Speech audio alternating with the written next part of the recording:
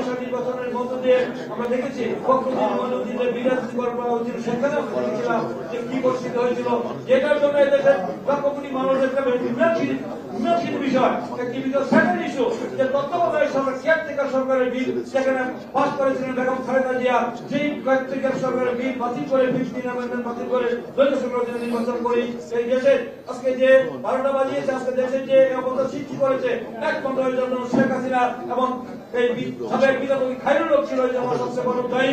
তারা সেটি দেখেছি যে এই ইস্যুকে তত্ত্বাবধায়ক সরকারের বাদ দিয়ে দলীয় সরকার নির্বাচন করতে চেয়েছিল, কারণ তারা জানে যে দলীয় যদি নিরপেক্ষ সরকার নিয়ে বাংলাদেশে আবার সুষ্ঠু নির্বাচন হয়, সেই নির্বাচনে আওয়ামী লীগের জামানত থাকবে না, পাঁচটি পাবে না। তাই তারা কিন্তু সেই কাজটি করেছিল, যার কারণে আমরা দেখেছি 2014-তে আমরা 154 আসনে বিনামূল্যে হচ্ছে সরকার দেখেছি, কুকুর বিড়াল ছাগল গোল ঘুমাতে দেখেছি। দিনের ভোট রাতে হয়েছে, জনগণ ভোট দিতে পারে নাই, আমাদেরকে কারাগারে নিয়েছে 2024 আমি আর দামি সেই নির্বাচন করেছে। সে মানুষের ভোটাধিকার যে তার মৌলিক অধিকার, জন্মগত অধিকার, আমার ভোট আমি দিব, যাকে খুশি তাকে দিব, দেখে শুনে বুঝে শুনে যোগ্য ব্যক্তিকে দিব, সে দিতে পারেনি। দেখেছি তারা কিভাবে পুরো রাষ্ট্রযন্ত্রকে ব্যবহার করে দেশকে তারা একদলীয় শাসন ব্যবস্থাকে ভয়ঙ্কর অবস্থা সৃষ্টি করেছিল। সেই অবস্থা থেকে কিন্তু আজকে আমরা দেখেছি যে জুলাই অগস্টে দেশের ছাত্র গণঅভ্যুত্থান হয়েছে, তার পিছনে সবচেয়ে বড় অবদান রেখেছে দলের একটি চেয়ারম্যান তারেক রহমান, যিনি সুদূর 7,000 মাইল দূরে থেকে লন্ডন থেকে তিনি বাংলাদেশের নেতৃত্ব দিয়েছেন। নেতৃত্ব দিয়ে তখন বলেছেন, যদি তুমি ভয় পাও তাহলে তুমি শেষ, যদি তুমি এগিয়ে যাও তাহলে তুমি বাংলাদেশ। যদি বলেছেন টেক ব্যাক বাংলাদেশ, তারপরে যে যাবে কোন পথে ফয়সালা হবে না পথে। পরে বলেছেন সর্বশেষ কদিন আগে বলেছেন তার দেশপ্রেমের পরীক্ষায় তিনি 199 পান, 100তে তিনি 100তে ট্যাক্সি পেয়েছেন। বলেছেন দিল্লি নয়, পিন্ডি নয়, অন্য কোনো দেশ, সবার আগে বাংলাদেশ।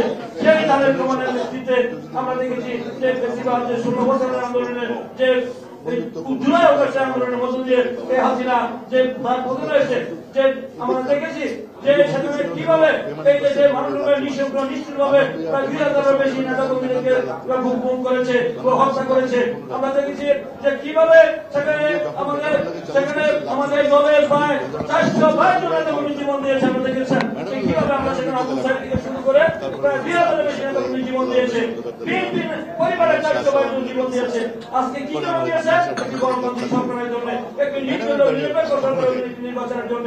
অন্তর্বর্তীকালীন সরকারের প্রায় 1 বছর পেরিয়ে যাচ্ছে, তারপরে অনেক কাজকর্ম পুড়িয়ে এই দেশের মানুষের আন্দোলনের প্রেক্ষিতে এই অন্তর্বর্তীকালীন সরকার ডক্টর মোহাম্মদ ইউনূস সরকার এবং এই ইন্টারিম গভর্নমেন্ট আগামী দিনে নির্বাচন কমিশন একটি নির্বাচনের তারিখ ঘোষণা করছে। আগামী ফেব্রুয়ারি মাসের প্রথমার্ধে আমাদের পবিত্র মায়ের রমজানের পাঁচখানে নির্বাচন হবে, আগামী মাসের 10 তারিখ ঘোষণা হবে। আমি মনে করি এই নির্বাচন হবে বাংলাদেশের সবচেয়ে নিরপেক্ষ, অবাধ, সুষ্ঠু, ইনক্লুসিভ, ক্রেডিবল ইলেকশন।